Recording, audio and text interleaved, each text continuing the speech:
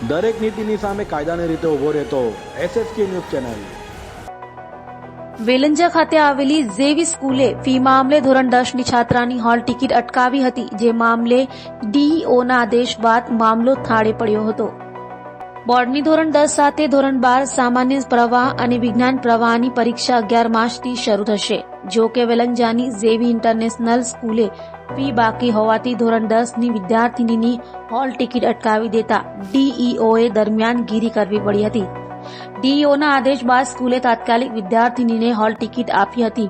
આ ઘટના મામલે વાલીએ કહ્યું કે વેલંજાની સૌરાષ્ટ્ર ગ્રીન સોસાયટીમાં રહેતા મનીષ સાવલિયાની દીકરી જેવી સ્કૂલમાં ધોરણ 10માં અભ્યાસ કરે છે।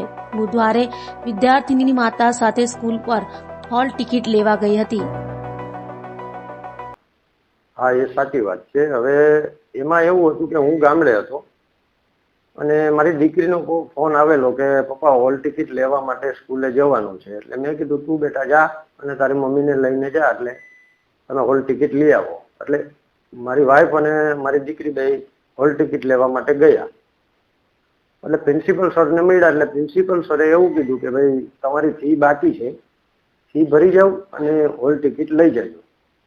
એટલે મારી દીકરીએ એવું કીધું કે મારા પપ્પા દેશમાં છે, શનિ રવિમાં આવશે એટલે ફી ભરી જશે। એટલે એમને એવું કીધું કે તો શનિ રવિમાં તમે ટિકિટ લઈ જજો, કારણ કે અમારે અહીંથી એક વિદ્યાર્થી નથી, અમારે ઘણા બધા વિદ્યાર્થીઓ છે અને અમારે બધાને લેવી પડે અત્યારે ફી। એટલે મારી દીકરીએ એવું કીધું કે તમે ટિકિટ આપી દો અત્યારે, મારા પપ્પા આવીને શનિ રવિમાં પૈસા ભરી દેશે।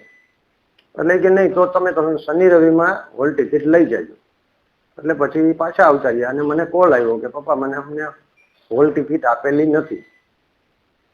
એટલે મેં એમને વાત કરી, પ્રિન્સિપલ સરને કોલ કર્યો એટલે કોઈ મેડમે ફોન ઉપાડ્યો અને ઉપાડીને એવું કીધું કે સર અમારે તો જાજા બધા વિદ્યાર્થીઓ હોય તો તમે બધા ફી ના ભરો, અમારે અમુક વિદ્યાર્થીઓને 4-4 વર્ષથી ફી નથી ભરાયેલી। એટલે મેં કીધું મેં તમને ના નથી પાડી, મારી દીકરી આવી એમને પણ ના નથી પાડી। એમને એવું કીધું કે મારા પપ્પા ગામડે છે, આવે એટલે ફી ભરી દેશે, તમે અમને હોલ ટિકિટ આપી દો। તો કે ના, તમને શનિવારે ટિકિટ મળશે, ફી ભરશો પછી। એટલે મારી દીકરીને થોડુંક એવું લાગ્યું કે મારી ઇન્સેટ થઈ છે, અને વાસ્તવિક છે કે આવી ઇન્સેટ થાય કોઈ પણ સ્ટુડન્ટ હોય કે કોઈ પણ વ્યક્તિ હોય તો અત્યારે ઘટનાઓ બને છે કે તમને ખ્યાલ છે કે કાંઈ પણ પગલું લઈ શકે અત્યારે, અને માણસની વચ્ચે ઇન્સેટ થઈ હોય કોઈ પણ પબ્લિકની હિસાબે એટલે એને દુઃખ તો લાગવાનું જ છે, ને પાછી દીકરી છે। એટલે મને એવું લાગ્યું એટલે મેં પ્રિન્સિપલને કોલ કર્યો તો કોઈ મેડમે ઉઠાવ્યો ને મેડમે મારી વાત કોઈ સાંભળી જ નહીં, અને એમને એવું કીધું કે તમે રૂબરૂ આવીને મળો। એટલે હું ત્યારે ને ત્યારે તે સાંજે નીકળી ગયો અને આજે અહીંયા પહોંચી ગયો છું।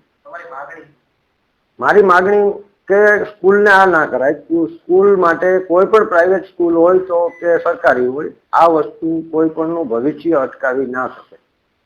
કોઈ પણ દીકરી હોય કે દીકરો હોય, આજે મારી દીકરી છે, કાલે કોઈ નબળો માણસ હશે અને એનાથી ફી નહીં ભરાય તો આ હોલ ટિકિટ જે અટકાવે છે એ વસ્તુ ખોટી છે, રોંગ છે।